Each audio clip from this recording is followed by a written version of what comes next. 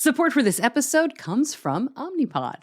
You know I'm a big fan of choice when it comes to diabetes technology. I get so excited when there's something new. If you live with diabetes, you deserve to find the best fit for you. That's just one reason I'm working with Omnipod to help spread the word about what makes it so easy to test their system out. If you want to try an insulin pump or see what life without tubes is all about, you can try Omnipod even if your current tubed pump is in warranty. Really, you heard that right. And if it's not right for you, no problem. Omnipod does not tie you down with a contract or a tube. Go to diabetes-connections.com and click on the Omnipod logo. Terms and conditions apply. For full safety risk information and free trial terms and conditions, visit omnipod.com/diabetesconnections. This is Diabetes Connections with Stacey Sims. This week, DIY diabetes pioneer Dana Lewis was diagnosed with something called EPI, exocrine pancreatic insufficiency, a couple of years ago. She was shocked to find out diabetes is considered a common co-condition of EPI. In fact, 20 to 30% of people with diabetes can end up with it. EPI can cause a lot of discomfort and stomach issues and health issues if left untreated. Of course, Dana jumped in, publishing a review of studies and now creating studies of her own. She'll explain what she's doing, why she needs your help, and more about this condition that doesn't get much attention. This podcast is not intended as medical advice. If you have those kinds of questions, please contact your healthcare provider. Welcome to another week of the show. I am always so glad to have you here. I'm your host, Stacey Sims, and we aim to educate and inspire about diabetes with a focus on people who use insulin. And as you were listening, I am just back from the American Diabetes Association Scientific Sessions. A ton happens there, and I'll have lots more to come on research and technology, and as much as I can possibly cover from what's probably the biggest diabetes conference in the US. But I was really excited to talk to Dana Lewis about what she presented this year. As most of you know, Dana is a DIY pioneer, creating DIY-PS in 2013 because she just wanted better alarms on her pump. That later became Open APS. And we've talked to her a lot about these incredible projects over the 9 years of this podcast. And I will link up those episodes in the show notes if you're new around here and you want to learn more. Dana, as you'll hear, is just a great speaker. And her information and her research is almost 100% open source. So she's pretty incredible and she's very collaborative. So if you're interested in that kind of stuff, maybe you have something to add, check out those previous episodes after you listen to this one. Dana was diagnosed with EPI a few years ago and was stunned to find not just very little information about it, but that 20 to 30% of people with diabetes can develop it. In a very Dana Lewis move, she has just released a free web-based tool where you can find out if symptoms you have match EPI symptoms. You'll get a score that you can take to your doctor to talk about it. There's a lot more to know here. This is a longer interview, so we're going to get right to it. I do want to give you a quick warning. We're going to be talking about bathroom stuff here. So if hearing about that makes you maybe queasy, I know some people are sensitive about that, but if you still want the info, Apple Podcasts have terrific transcripts right now, or you can just jump into the links in the show notes over at diabetes-connections.com. My conversation with Dana right after this. Managing diabetes doesn't need to get in the way of your passion, your social life, or your budget. EdgePark can help you simplify your diabetes journey so you can focus on other important things. EdgePark offers a wide array of continuous glucose monitors, such as the Dexcom G7, Freestyle Libre 3, and more. Plus, EdgePark accepts most insurance plans and handles the paperwork. Go to diabetes-connections.com and click on the EdgePark logo to learn more. Dana, welcome back. It's always great to talk to you. Thanks for sharing your time to shed some light on this issue. I appreciate you being here. Well, thanks for having me and giving me the opportunity to talk about it. It's not really well known in diabetes, so it's good to be able to talk about it and let people know what's going on. I've been doing this podcast for 9 years. I have never talked about EPI. Can you just start by telling us in basics what this is? Yeah. So EPI is exocrine pancreatic insufficiency. And that's what we know it by here in the US. But elsewhere, in UK, Europe, elsewhere, they call it PEI. So you'll hear pancreatic exocrine insufficiency, but it's the same thing. Basically, our pancreas actually does more than produce insulin. when somebody eats, the pancreas also produces digestive enzymes that help break down the fat, the protein, the carbs that we're eating. And in some people, both in the general population, but also a good number of people with diabetes over time, the level of enzyme production goes down. And people can start to have symptoms of not digesting their food, which we can talk about separately. And that's what the condition is of EPI, is when your pancreas is no longer producing enough enzymes on its own to digest the food. So kind of it's a cousin to diabetes, of the pancreas is no longer producing something you need to work with the food that you're eating. How does somebody know if they have this? So some people have really, really clear gastrointestinal symptoms. Classically, it's thought of as diarrhea, gas, bloating, abdominal pain after you eat. But there's also people, including people with diabetes, who get more mild symptoms that occur over time. So you start to notice that certain types of meals, based on the quantity of food, make you feel really, really bad, but other food doesn't bother you. And it's maybe not clear, is it an ingredient? Is there a food intolerance that you've developed? But you notice that these bigger meals bother you more. And so some people naturally kind of adapt what they're eating in response to symptoms, because they notice abdominal pain, lots of gas, messy stools, smelly stools. So just changes in bathroom habits that aren't normal for you, whether or not you would call them diarrhea. But just noticing this isn't quite right, and it's been happening for weeks or months, those can be some of the early signs of EPI. Bathroom stuff is so vague and can be so many things. I live with ulcerative colitis, and sometimes it's just hard to tell what's going on. How did you get your diagnosis? Do you mind sharing that story? Yeah. So 3 years ago, I started to have gastrointestinal symptoms that I thought actually were a response to a medication, but they kept happening over time. And eventually I looked back and said, well, even for a year before that, I was starting to notice those bigger meals were really bothering me. But when I started having those bathroom habit changes, that's what really cued me in of something is not quite right anymore. And so I actually went to my gastroenterologist. I had one because I have had celiac disease for almost as long as I've had type 1 diabetes, off by 6 years, but I've had celiac. So I went to my gastroenterologist and said, I've been 100% gluten-free. I'm very careful about cross-contamination. It's not celiac because I already have that. There's something else going on. And we went through a bunch of diagnostic tests. I did a colonoscopy. We did another endoscopy. We did blood tests. We checked for, parasites, all these things. And it kept coming back negative, clear, negative, clear. And I actually, one day after, over a year of suffering these really bad GI symptoms, was on Facebook and saw a post about a friend's dog. And she was talking about how her dog had diarrhea, upset stomach. Turns out the dog had this condition. They sprinkle enzymes on the dog's food and the dog is way better. And I was like, that's so interesting. And I looked this condition up. I'm like, do humans get this? Humans get this. It's called EPI. And so I messaged my doctor and said, this wasn't on the list of 5 or 6 things you were checking for. Should we check for this? And I started reading and realizing, oh, it's known that people with diabetes get this. Why was this never brought up? We tested for it and I have EPI.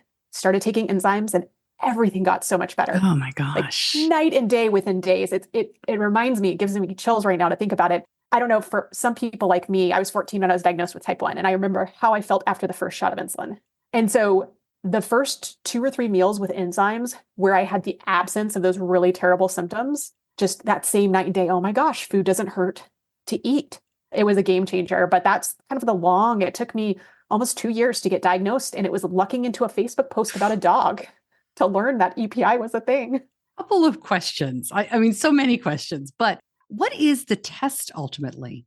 It's a stool test. Oh, it's a stool test. I was curious, is it a blood test? Is it another colonoscopy? No, I wish it was a blood test. It's a stool test. It's called a fecal elastase test. And what it's testing for is elastase, which is kind of a proxy for how much of these enzymes is your pancreas producing.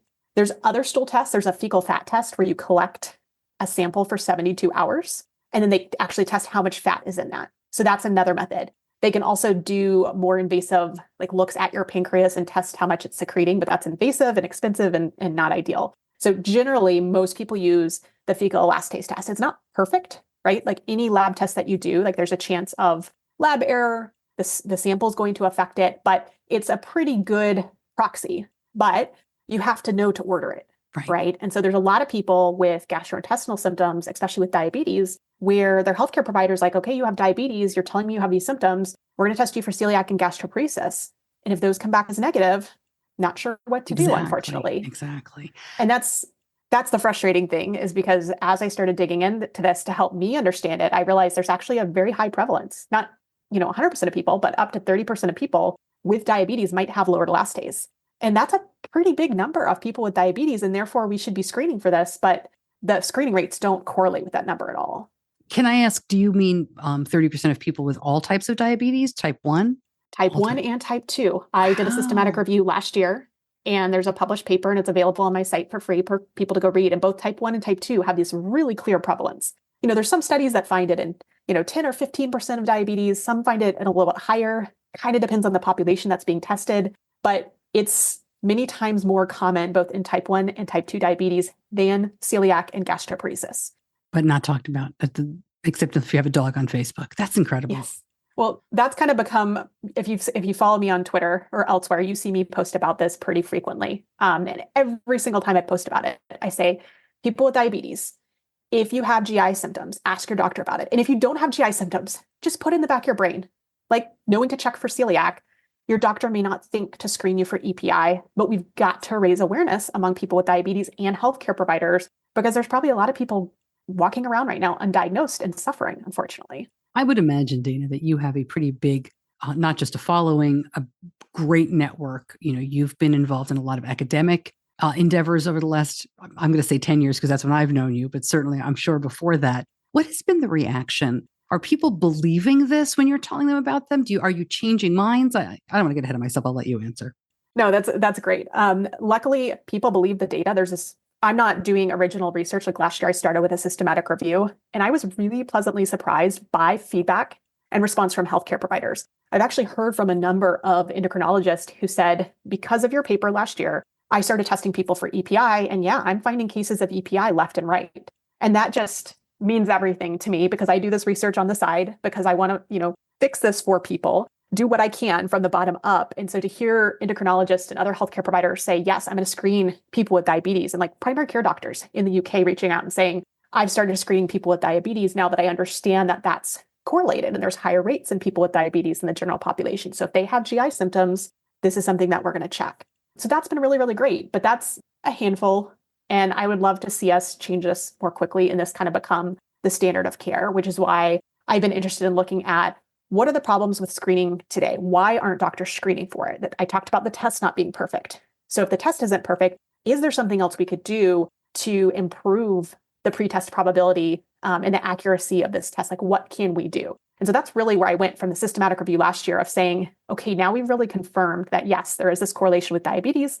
What can we do about it? And so that's kind of where I focused in the last year. And what I love about you is when you say, what can we do about it? What you really mean is, what can I do to jump in here and build on what others have and be very collaborative? I know you're not one to say, I did this and, I'm on my soapbox alone.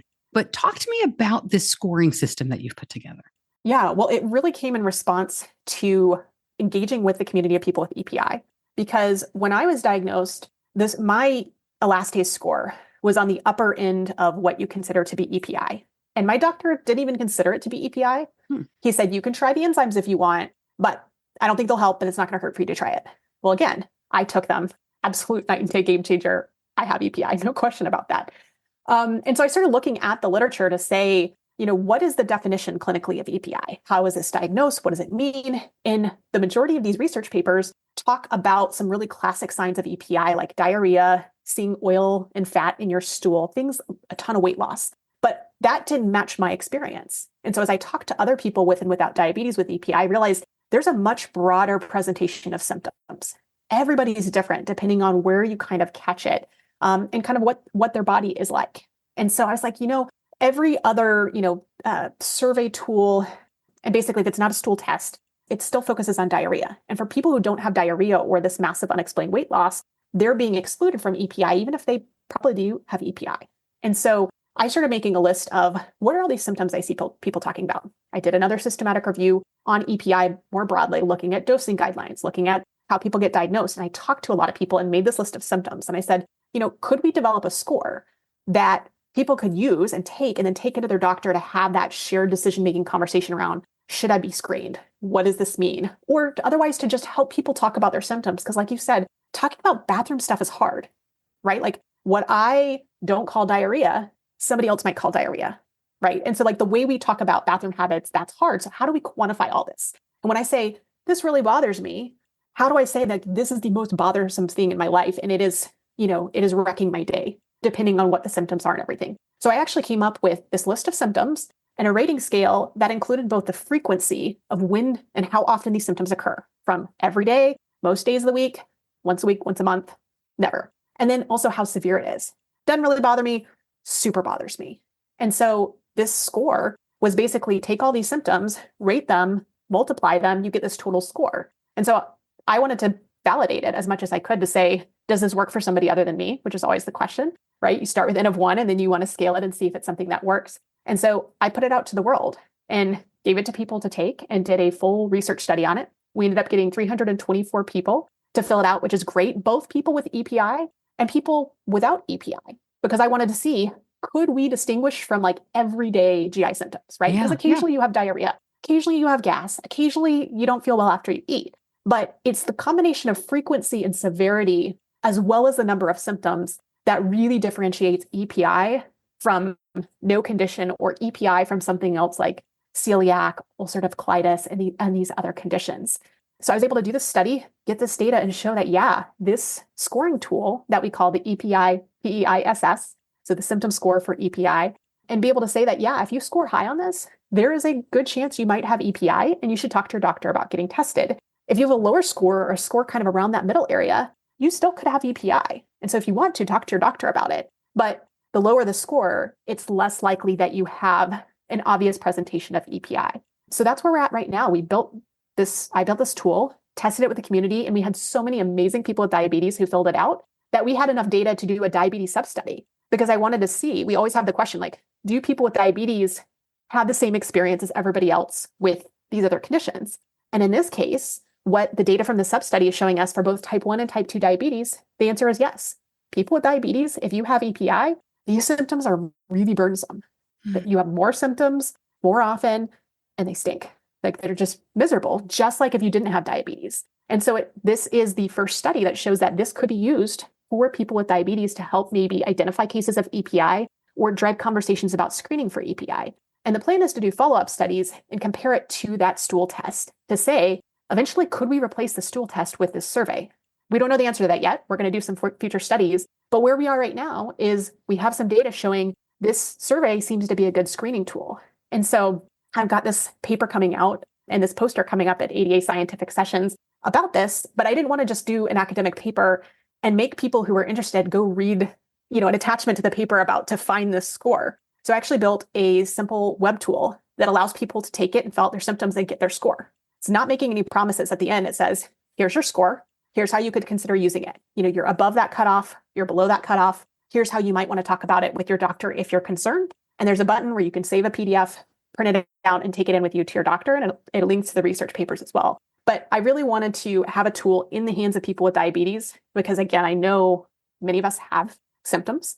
Many of us are, not being flagged by our doctors as being at risk for EPI because of diabetes. And so this was my attempt to say, okay, bottoms up from the community, here's a tool we can use now to initiate those conversations with our clinicians who may not yet be aware of that, that overlap and that correlation between diabetes and EPI. Is the tool you mentioned, you can print the PDF, you take the quiz first and print the PDF. Is that at ADA only, or is it a publicly available? Right back to our conversation. But first, Diabetes Connections is sponsored by Gvoke HypoPen.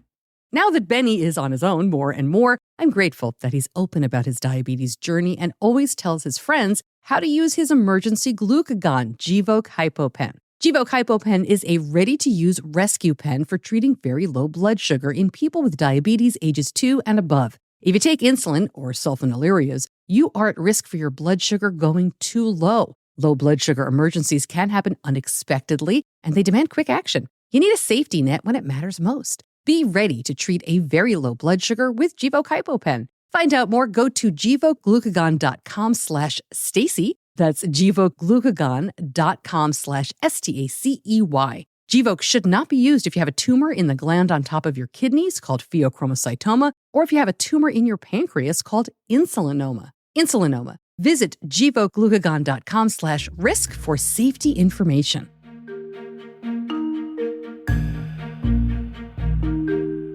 It is a publicly available link. I'm going to give it to you and you can put it in the show notes so people can find it. So you can take the web tool. I have a blog post that explains a lot more. I have preprints both for the overall 324-person paper and also the diabetes sub-study, which has 118 people with diabetes with and without EPI. And we have the data for both type 1 and type 2. The patterns are the same. So you can say people with diabetes overall don't show any difference compared to people without EPI. But I felt really strongly about having this separate data of people with diabetes to say, while we are at increased rates of EPI, our experiences are pretty similar. Yeah. There's some small distinctions in which symptoms people with diabetes reported. And granted, this is a real world study, and we're going to see if it replicates in future studies. But people with diabetes with EPI tended to score the food-related symptoms of changing their habits related to what they eat, either avoiding those larger meals, avoiding food groups, avoiding fatty foods. And my hypothesis is that that's because we as people with diabetes are pretty in tune with our body, right? When something is not responding after we eat, we play around with our insulin dosing. We might change what we're eating or the timing. There's so many variables, but a lot of people start adjusting what they eat if they can't get their glucose to do what they expect. And what's interesting is I actually did an N of 1 case study published last year where we looked at CGM data before and after somebody was diagnosed with EPI and went on PERT. And even with an automated insulin delivery system, they're getting overall really great time and range. You can see a clear change in the number of spikes above 180 after they ate with enzymes, which shows that the enzymes were helping them digest fat and protein better, and therefore carbs weren't spiking as high. And so for people with diabetes, if they have EPI and they're undiagnosed, it's not just that they have these symptoms and they feel terrible, it's possibly affecting their glucose and what's happening after meals. And it's not because they're doing anything wrong, right? They could be doing all the right things in terms of counting and timing and adjusting insulin and doing their best. But if their body's not digesting the fat and the protein, the carbs are going to hit much more quickly. And the fat and protein, either they're going to be a lot slower or not get digested at all. And that's going to influence the glucose. Yeah. And so we all know with people with diabetes, there's all this stuff that affects your glucose, right? We know there's a gazillion factors, but this idea of your body is not working with the food that you give it, and it's not consistently doing the same thing when you digest food. It's really frustrating because that's one more thing that you feel like you can't control and you can't influence. So that's another reason why I feel really passionate about helping people who are undiagnosed get screened and get diagnosed, because not only do we want to eliminate the gastrointestinal, tummy type symptoms, but also it's a game changer for adjusting glucose. So I'm also really excited to hopefully initiate some research around that to show how effective it can be at helping with glucose. Yeah. For people with or without diabetes, are there other health issues that can crop up with untreated EPI? As you said, it's not just about the discomfort. Yeah, I don't think there's really good research on that. I mean, I think the big one is malnutrition in general, right? Wow. If you get malnourished, that's going to affect things like bone health, which people with diabetes are already at risk for in the long term. So it kind of overlaps with a lot of the same kind of long-term diabetes-related concerns. But obviously, people are more concerned about short-term symptoms, but there's those longer-term kind of malnutrition symptoms. Hopefully, most people don't get to that. But it's pretty standard if you get diagnosed with EPI to do blood work to check the levels of your fat-soluble vitamins and see if that's a sign of, yes, you've been deficient in vitamin whatever. Yeah. And that's something that you can help track that as you go on enzymes. You can track that also to make sure that those are coming up and see whether or not you need additional supplementation. But a lot of people get completely diagnosed and they don't have vitamin deficiencies yet. And that's one of the interesting things is people can get diagnosed with a ton of symptoms and have a borderline elastase result, but not have any vitamin deficiencies, and vice versa, not recognize that they have any symptoms other than maybe very variable glucose that they didn't attribute to that. They have a super low elastase and they have vitamin deficiencies, and you just don't know until you check those things. So let's talk a little bit more about the treatment, though. You've mentioned enzymes, and I'm picturing sprinkling something over dog food, which is obviously not how you do in people. But do you sprinkle a powder or something? Okay, let's talk about it. It's a pill. Okay. Yeah, so it's an enzyme pill. There's different brands. You'll see me use the acronym PERT. That stands for Pancreatic Enzyme Replacement Therapy, PERT. So I try to say enzymes for short, but PERT means the enzyme treatment. And it's kind of interesting because when most people are diagnosed, they're given a prescription of a certain size. So they come in different size pills, which has how much enzymes they are in. And you're told take 1 or 2 of these with a meal and 1 with a snack. But what I've observed, and I've found in the literature to back this up, is you need to actually adjust the amount of enzymes you take to what you eat, which sounds very familiar to adjusting insulin with carbs, right? So what I ended up discovering within a couple of months is I had to come up with ratios of how much fat to the lipase and the protein to the protease that I was taking. And so as a person with diabetes and kind of like my natural food preferences, I eat a slightly higher fat and protein than carbohydrate diet, right? That might be common among people with diabetes, might not. But it was important to me to titrate both on fat and protein, because if I had a low fat, high protein meal and ate the same and took the same enzyme dose as a medium fat meal, I would have symptoms because I wasn't digesting the protein, right? So there's more variables at play, but you're taking one pill that has 3 types of enzymes for fat, protein, and carbs. So some people can take a fixed dose and they eat kind of roughly the same thing and it works well for them. My diet happens to be really variable in terms of fat and protein and carbs. So for me, I actually like dosing my insulin to match the amount of carbs. I'm also dosing my enzymes to match the fat and protein that I'm eating. But unfortunately, a lot of people are given a pretty small dose to start to see if it works, but it's often way too low of a dose. And so doctors get the feedback, well, it's not working. And they think, oh, well, you don't have EPI. And people get taken off of it, unfortunately. When the reality is there's a bunch of really clear guidelines of you should start with this amount of dose, which most people aren't start with. They start on a lower dose, but they should start on this dose and titrate up. And then here's what happens if you titrate up and it's not effective. Like there's other things to do and other things to check. But most people aren't given that guidance. And most people aren't taught because a lot of clinicians don't realize that adjusting to the amount of food makes a big difference. Long way to go, it sounds like things here. to do. Yeah. There's a lot to work on. I'm curious too, and we're going to get a little bit more in the weeds. My son has lived with type 1 for 17 years. And we were told early on, well, he doesn't really have the hormone as well. He doesn't really have the hormone that, regulates hunger like everybody else. There are other things that go along with having diabetes than just, you need to dose insulin. But I kind of felt that back in the back of my head, because what am I supposed to do about that? Right. I knew there were other things lacking and other things that we would have to look for, but what do you do? But I feel like in the last few years, we're getting more and more tools like semaglutides and these GLP-1s and things that are not approved for use in type 1. We're hearing about something like this, which would never have occurred to me to talk to my son about. I guess I have a multi-question. You can answer it however you want. Are we entering a new time of diabetes? I mean, we're super at the beginning here, right? I mean, this is not something that immediately we're going to see changes over. But do you think they're going to start treating diabetes more like the puzzle it is, rather than here's your insulin, oh, here's a CGM, carry on? I'd love to say yes to that question. But we both know what the real answer is. But I guess what I'm looking for is like, I don't know. It kind of blows my mind that just in the last couple of years, more mainstream outlets and more, not just on podcasts, right? People are talking about this in a way that hasn't been talked about before. I don't know what it'll really mean. Well, I think some of it is, we have more tools of communication. So I discovered EPI because of a Facebook post about a dog, right? How long would it have taken me or my doctor to figure it out? Possibly years more, because he thought EPI was very unprevalent. And I was the reason I'm publishing these systematic reviews. I did one in the general population because there's some really good data showing it's up to 10% in the general population. So you walk into a room of 100 people and up to 10 people might have lowered elastase. Whether or not they have symptoms and need enzymes is a different question. But again, 3 out of 10 people out of diabetes possibly have this lowered elastase. And so if you're having symptoms, you should talk to your doctor about screening. You should get tested. You should be trying PERT, on and on and on. And a lot of people in the broader EPI community are talking about, I talked to my nurse practitioner, my doctor, and they've said that they've, never heard of EPI. And all of a sudden they're having, people hear about it.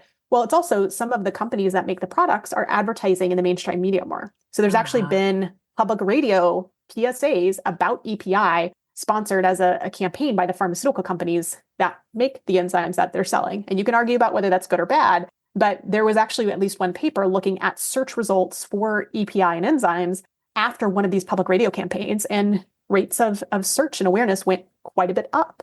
And then also with social media, you're seeing stories of people, in your 3rd degree network with different health conditions. You kind of file it back away in your brain of, okay, I learned a little bit about brain tumors or EPI or ulcerative colitis or whatever it is that kind of crosses your social network, and you're kind of aware of that. And that changes kind of what people talk about. People are more comfortable talking about health stuff online and social media and elsewhere. Like, I think there's a lot of things that play a role into that. But it does feel like with diabetes, I think I did what you did too. It's like, well, I can't affect these other things, right? I don't have any control over this hormone regulation in my body. I do what I can with insulin. I have the tools of the CGM and everything else.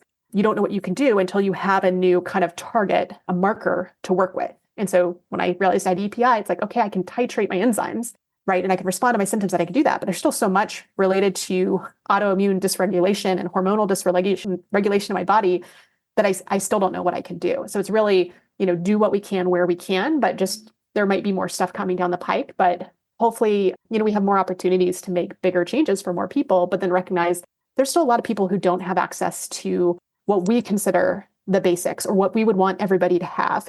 And it's important to have choice, right? Like make sure people are choosing what works for them, but make sure they have the opportunity to make that choice and it's an informed choice and access is equitable.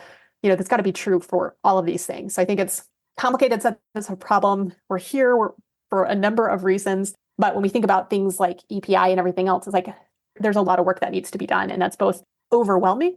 Where do you start? And as a patient who's not a doctor, who's not a clinician, like where do you start addressing this problem?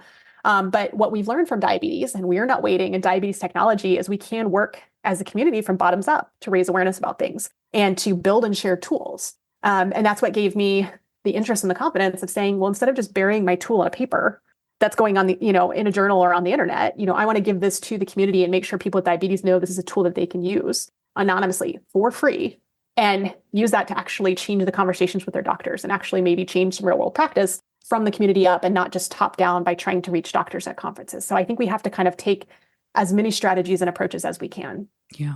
Using the tool is anonymous. Are you looking for people to take it for research, or is it just you're putting this link is for public use anonymous? This is for public use anonymous. I do have a click button at the bottom that says, do you want to opt in or out to research? It's clicked by default because I'm not collecting any information that's identifiable. But if you unclick the box, it pops up and says, we confirm we're not going to use it for research. Most people want to share their data, and I wanted to make it as easy as possible. That's why it's kind of opt-in. But if you unclick the box, there's text that confirms we're not going to use this data for research. I was going to say, people are going to want to help you. So yes, I knew there had to be some kind of opt-in.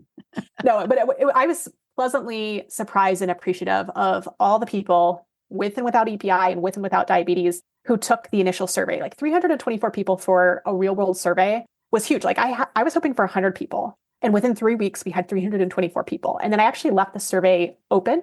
So technically people can still find it and take it, but I'm going to start pointing people to this public link because at the time, the survey didn't provide a score, right? It wasn't trying to influence anybody. It was just trying to take the data and say, is there a relationship between these symptoms, the score, and do you have EPI or not? And the answer was yes. But so I want to give this to people, and it's very much contextualized a way of please share your data because we are still researching and learning about this. And there might be more clusters of people with celiac or people with diabetes who are taking the survey where we can do more with these populations if they donate their data with that.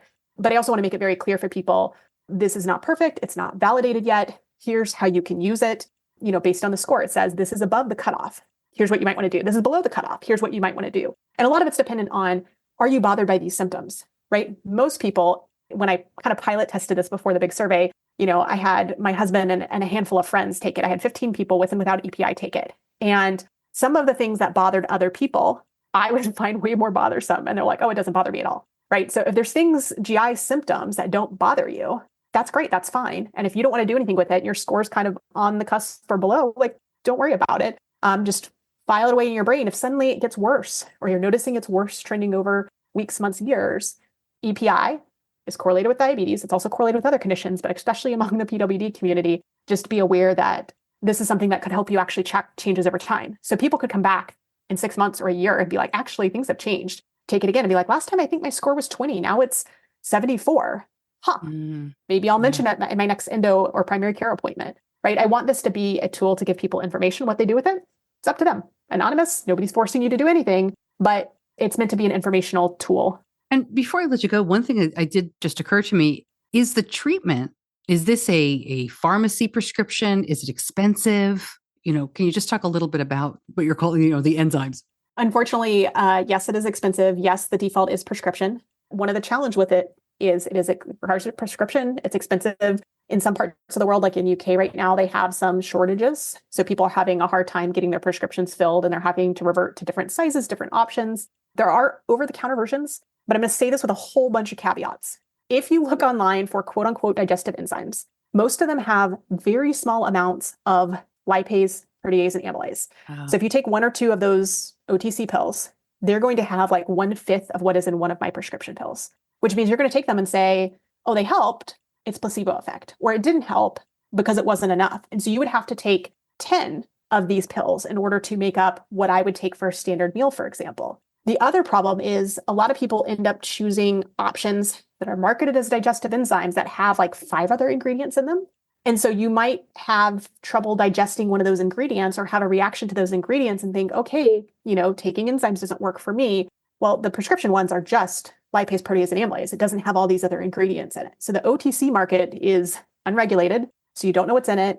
The advertised ingredients are probably really, really small. But the more ingredients you throw in, it's really hard to see, is this working and understand, is this working or not? So I would say I have a blog post up on my site that walks through, if you think, if you're undiagnosed or you've been told that you have EPI, but you can't afford it, like here is in my opinion, the safest, most logical way to look through the OTC options. I have some that I link to say these, are just the lipase, protease, amylase ingredients, and trying to show people here's what you look for in terms of the amounts, the ingredients, to be careful and cautious if you take that approach. Now, that being said, there's some people with EPI who do really, really well on over the counter, and they're doing it because they can't afford the prescription or they can't access the prescription or they respond to the ingredients. Not to say that people can't do well, but I also observe a lot of people just take arbitrary amounts. It's not doing what you would expect to do, and it's because of the quantities or it's because of these additional ingredients. I would just say there's been no studies on equivalency, and there's been no, studies on these OTCs and proper studies, and not to say that they don't work for some people, but you have to be very strategic and thoughtful about it. It's not, you can take these 1-to-1. The amounts really, really matter compared to what you're eating. Right. So like dosing insulin, obviously if you switch from a rapid to an ultra rapid insulin, it's got a faster, different peak. It's got a different duration of insulin activity. So you have to kind of be aware as you're switching around. And the same thing with the over-the-counter versions and the prescription versions, which unfortunately are pretty expensive. And coming from diabetes, I'm not new to the expensive things, but enzymes are pretty expensive, but there are patient assistance programs that a lot of people apply for and get complete coverage from, where they get a copay card. So it can feel cost prohibitive, but there are a lot of programs that I've seen people have success getting access to. It's unfortunately not the answer I was hoping for, of course. But I'm sorry. No, I do appreciate the whole, laying out different paths as usual. You've got lots of options, lots of answers. I always appreciate that. I think the thing is for people to know, EPI can happen in people with diabetes. Yeah. If you're having GI symptoms, talk to your doctor. There's a stool test that you can do for it. Could be your primary care doctor who orders it, could be a gastroenterologist, but also your diabetes care provider can order the test. So talk to whoever you see next if you're concerned. If you want to take the tool, we'll post the link. It's available online. You can take it anytime, not collecting any information. It's completely anonymous. You can fill it out. You can take it multiple times. You can save a copy. You can talk with it about your doctor or not. Like the results don't make you do anything, right? It's just information. It's just a way of looking at what your symptoms are and helping you think about that and thinking about how you might communicate it with your doctor if it bothers you. And if you don't have symptoms, great. Congratulations. I'm very happy for you. A couple of years ago, I saw, it was a post. I don't know if it was a real thing, but it made me laugh. It said your marriage is strong because you can easily talk about poop and bathroom stuff and symptoms. And as I've mentioned, I have ulcerative colitis. And a lot of people know your husband, Scott, because you two were instrumental together in the We Are Not Waiting movement. So I'm sure your marriage is very strong as well with all this discussion that has been going on. How are you doing, though, these days? You don't have to get too personal, but how are you feeling? If this has worked and you're feeling a lot better. Yeah, with EPI, within weeks to months, everything was so much better. I had more energy. I was back to ultra running. If people are curious, I have some really detailed race reports for my ultra marathons, which we talked about last time, but it talks about the number of pills I swallowed for a 100K race and for a 24-hour race, which was a lot of pills. I'm pretty sure I'm the only person who's ever tracked this, but I think for one of my races, I swallowed like 82 pills because every time I ate something for my ultra marathon fuel, I had to swallow a pill. And so that's actually when I use the over-the-counter options because they're so much cheaper and I only did need small amounts. So every 30 minutes, I'd be taking 1 or 2 pills, eating my snack. In 30 minutes, I'd be taking my pills, eating my snack every 30 minutes for, 62 miles or 100 miles or whatever that is. So that it's been an adventure to kind of figure out how to work that into all the activities I love to do. But I was able to get back to everything that I loved to do and feeling way better, right? It's like diabetes. You can run with diabetes. You can ski, you can whatever. It takes a little bit of work, takes planning, right? Got to have the enzymes, got to have the food. If I don't have the enzymes, I don't eat the food, and making sure that you've got all the supplies that you need. But other than that, you're running like normal, very slowly, but, able to do the things that I want to do. It's been really great. And it's been, it was a huge relief because I felt yuck for several years. And it's so nice to not feel bad. I love that. Well, thank you so much for sharing this, for doing everything you've done. You're going to help a lot of other people not feel bad too, Dana. Well, thank you for giving me the opportunity to reach people with diabetes who I don't necessarily know and they wouldn't necessarily see my posts. So I appreciate the opportunity. I don't think it's an exaggeration to say it's always an honor. Dana, thank you.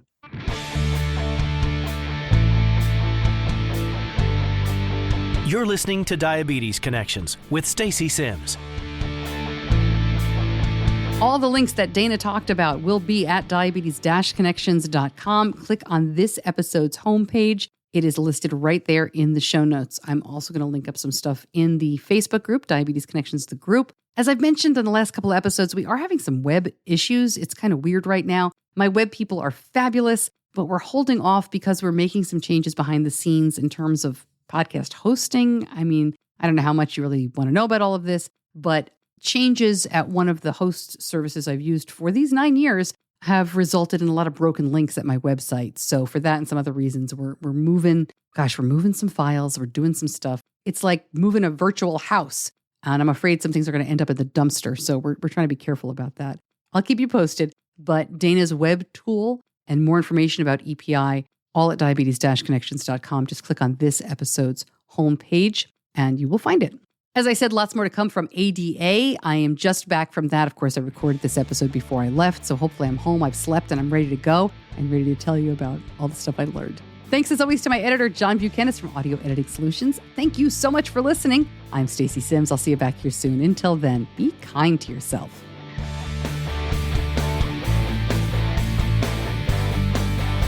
Diabetes Connections is a production of Stacey Sims Media. All rights reserved, all wrongs avenged.